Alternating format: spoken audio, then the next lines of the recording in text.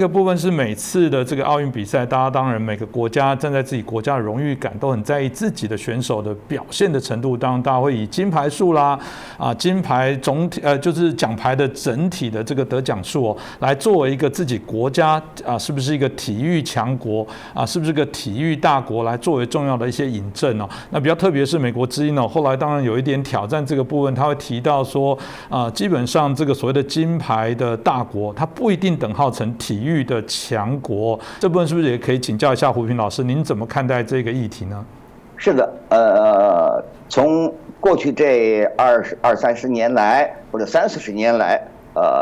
中国在这个奥运会上，在获得金牌上是颇有斩获。比如2008年奥运会，它居然成了金牌第一。那么这以后呢，在历次奥运会上呢，当然除了冬奥会，因为冬季奥运会的那些项目不是中国的强项，而在夏季奥运会上呢，那很多项目中国还是这个比较领先的。那自2008年之后，这几次历届的奥运会，中国的获得的奖牌数、金牌数都在前3名。但是所以在这个意义上讲呢，中国已经是个金牌大国。但是就像你刚才提到的这个问题一样，很多朋友谈到了，你中国既然你人口有14亿之多那么你要算金牌，你有的国家那人口那么少，你去互相比较金牌数，这就好比各个国家的这个 GDP 多少，那你要看看人均 GDP 才能说明你的富裕程度嘛因此当然是应该这么算。按照这么算起来呢，那中国确实甚至还算不上金牌大国，因为以它的那么庞大的人口基数，你获得的金牌数还远远不够相称。但这是其一。那另外一方面呢，就以现在金牌大国为例，它也只是一个方面。中国已经是金牌大国，但不是体育大国，因为一个国家能得多少金牌，跟这个国家的体育活动是不是开展的深入广泛，民众有多少参与，这个是完全是2个不同的指标而这个问题呢，尤其是对于像共产国家因为共产国家有个特点呢，它有所谓举国体制邓小平的话就是集中力量办大事，他想办的一件事儿，他就可以集中人力财力全力以赴把这件事儿使他在取得一种突出的成就而一个自由民主国家呢，他不可能这么做你比如在中国，那就很明显中国这个之所以是个金牌大国，那就是因为中国早就建立了一个非常庞大的培养体育尖子的金字塔系统。在这个金字塔系统的顶端就是国家代表队，下面是省代表队，在它最底端那就是遍布全国的那些各个城市的这个大大小小的青少年业余体育学校、青少年业余体育训练班。那么这种训练和选拔呢，是从小学生就开始，甚至从幼儿园就开始那么他们这些被选上的小孩呢，那是在职业运动员的辅导下，每天花大量的时间从事大运动量的这种训练。整个国家很有限的体育资源是充分供他们使用，而且他们不用为训练交1分钱，相反，他们还能从训练中得到一定的收入。你就看那去年东京奥运会，大家都知道，中国有个跳水的小女孩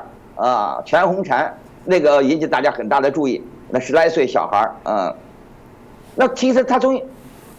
几岁的时候就开始就被拿去训练去了，所以现在都10好几岁了，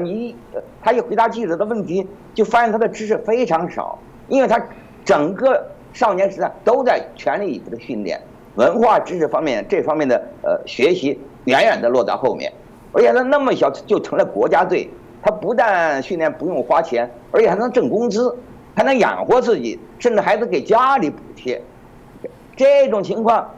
在别的国家他根本就做不到嘛，别的国家你要搞训练，你都得自己掏腰包除了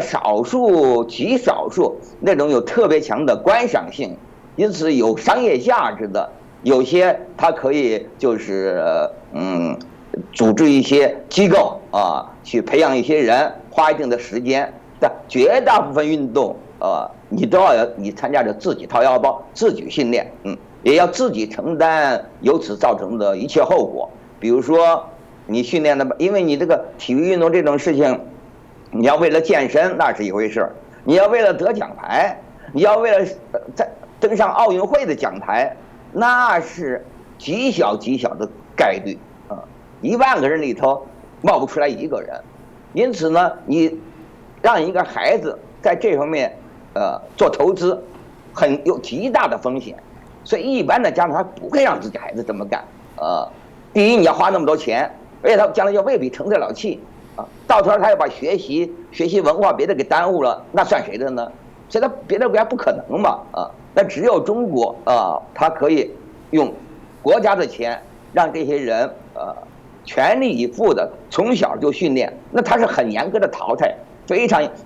因为能够成功的人太少嘛因为在这方面我是有很多很实际的经验，因为在1976年10月到1978年10月这2年间，我正好在成都就四川成都的游泳场，他们的青少年业余体育学校，给他们当过代理的文化教员，给他们补文化课，那就是几十个小孩，从小学3年级的，也就10岁，一直到18岁，高中毕业班的，他们整天吃喝住都在游泳场，专门给他们修的有宿舍楼，早晨起来就到游泳池去训练。那个时候，那中国的游泳设施是非常非常少的，但是对他们是充分开放。早晨起来就去训练，然后吃了饭，然后上午就到附近的中小学上学，上了学之后中午回来吃饭休息一下，就又训练，然后呢补一点文化课。那这个时候就叫我去给他们补课，